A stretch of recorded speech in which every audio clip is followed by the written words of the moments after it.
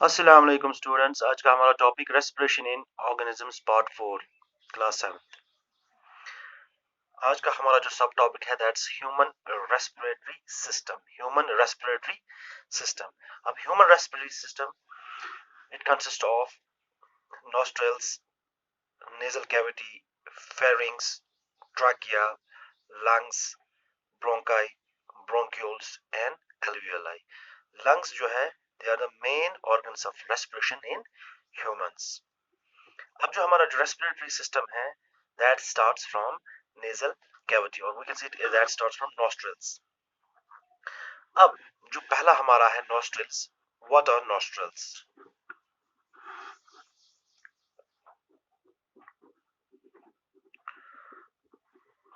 Nostrils ये क्या है?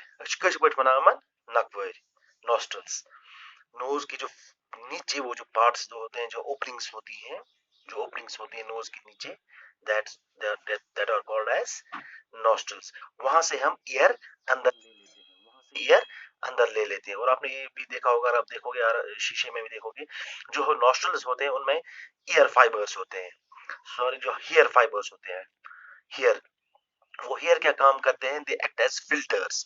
कभी कभी क्या होता है डस्ट होता है बहुत सारा ईयर में, जब हम इनहेल वो एयर करते हैं तो वो उन डस्ट पार्टिकल्स को रोकते हैं ताकि हम ब्रीथ इन कर सकें, जो हम ब्रीथ इन कर सकें प्रॉपर एयर, ब्रीथ इन कर सकें साफ क्लीन एयर। अब क्या है nostril they are opening through which air is taken in। ये वो ओपनिंग्स है जहां से हम एयर अंदर ले लेते हैं।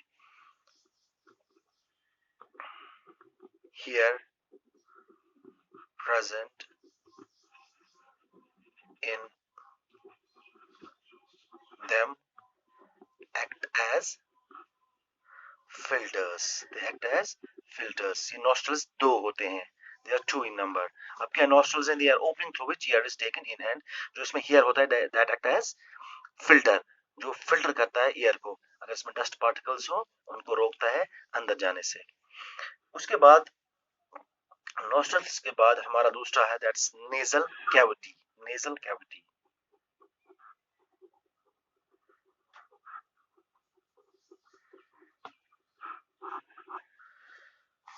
ये एक बोनी स्ट्रक्चर होता है जो अगर जो हमारा ऑरल कैविटी, ऑरल जो मुंह, वो कैविटी ये सेपरेट होती है फ्रॉम बोन स्ट्रक्चर। एक सेपरेट करता है, एक बोन स्ट्रक्चर होता है वो उनको सेपरेट करता है किसको? नेजल कैविटी को और ऑरल कैविटी को।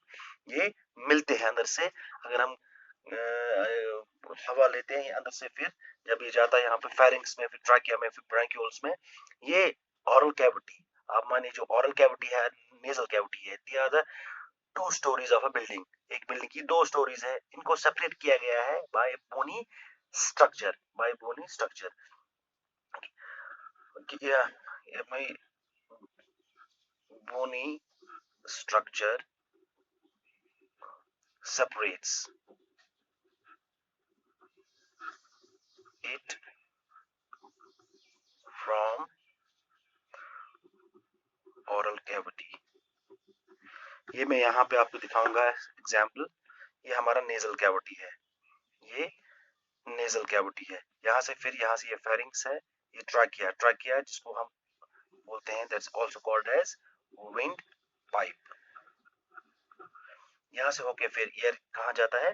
लंग्स में, through bronchi and bronchioles, through bronchi फिर लंग्स में चला जाता है।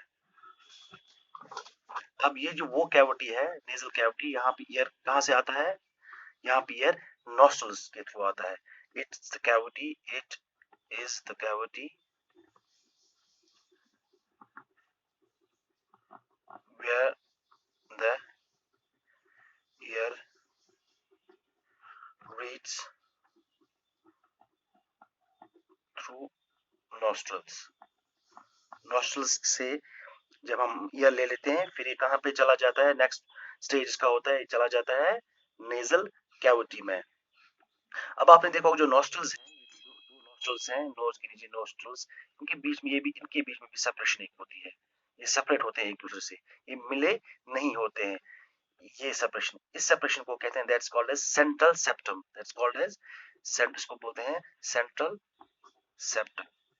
ये सेपरेट करता है टू नॉस्ट्रल्स को, left nostril and right nostril को सेपरेट करता है। अब जो हमारा नेजल पैसेज है, जो नेजल जहां ये हमारा नेजल पैसेज जहां से एयर चला जाता है, ये जो नेजल पैसेज है, नेजल पैसेज वो जगह है, वो वे है जहां से एयर अंदर चला जाता है, हमारे लंग्स पे पहुंच जाता है। अब जो हमारा नेजल पैसेज है, इसको it's lined by epithelium ciliated epithelium and ciliary film से ये लाइन किया गया है, एंड म्यूकस, इसमें म्यूकस की लाइनिंग भी होती है, म्यूकस। अभी सीलेटेड इप्थिलियम क्या करता है, सीलेटेड इप्थिलियम क्या करता है, ये क्या करता है, ये ब्लॉक करता है अनवांटेड पार्टिकल्स को। अगर अनवांटेड पार्टिकल्स ही जो हमें नहीं चाहिए, डस्ट पार्टिकल्स है, ये इनको ब्लॉक करता है। इट ब्लॉक्स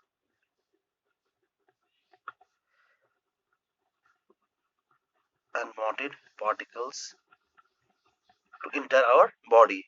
और ये म्यूकस क्या करता है, ये मॉइस्चर करता है, जो हम एयर लेते हैं उसको मॉइस्ट करता है ताकि वो हम ब्रीथ इजिली कर पाए।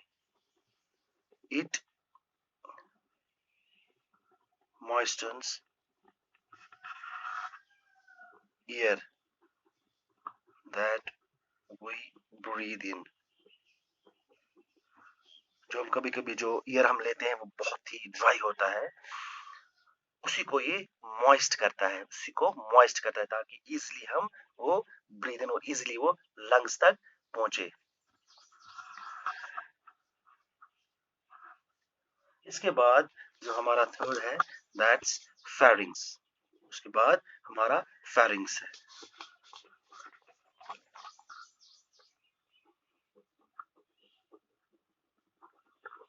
Pharynx, what is pharynx, is a common passage for food and air. ये कॉमन पैसेज है, यहाँ से फूड और एयर का कॉमन पैसेज है, एक ही पैसेज है जहां से फूड और एयर चला जाता है। फिर उसके बाद ये यहाँ पे फिर इसके यहाँ पे फिर डिवाइड हो जाता है, यहाँ से निकल जाता है इसका फूड पाइप और इसोफेगस, और यहाँ से ट्रैकिया विंड पाइप, यहाँ से फिर ये अलग अलग हो जाता है। और आपने देखा होगा जो हमारे बकल कैविटी के पीछे वो नेल जैसा क्यूलियस आसान से पॉइंट, उसको बोलते हैं एपिग्लॉटिस। एपिग्लॉटिस क्या करता है काम, that acts as a lid. वो जब हम एयर लेते हैं तो वो फूड को ईयर पाइप में और ट्रैकिया में जाने नहीं देता है, उसे रोकता है, उससे उसको उसका लीड बंद हो जाता है और इसको पास होने देता है फूड को इसोफेगस में, फूड पाइप में। यहाँ से फूड पाइप और इसोफेगस इनको मिक्स अप नहीं होने देता, फूड को लंग्स में नहीं जाने देता। फेरिंग्स, अब क्या है, pharynx is a common passage, common passage for food and air. इनका कॉमन पैसेज है। कभी कभी अगर यहाँ पे चला जाता है हमारा फूड पाइप, विंड पाइप में खाना चला जाता है, तो हमें क्या होता है, हमें क्या आता है, वो हिकअप्स आने लगते हैं, हिकअप्स आने लगते हैं, क्योंकि फूड का पैसेज वो नहीं है, वो लंग्स में फूड नहीं जाना चाहिए। अगर वो वहां चला जाएगा, उसका वहां पे वो इन्फेक्शन क्रिएट करेगा वहां पे, दैट्स अ प्रॉब्लम। इसका इसके बाद जो हमारा है that's trachea, that's trachea. Trachea is also called as, इसको हम क्या बोलते हैं, विंड पाइप।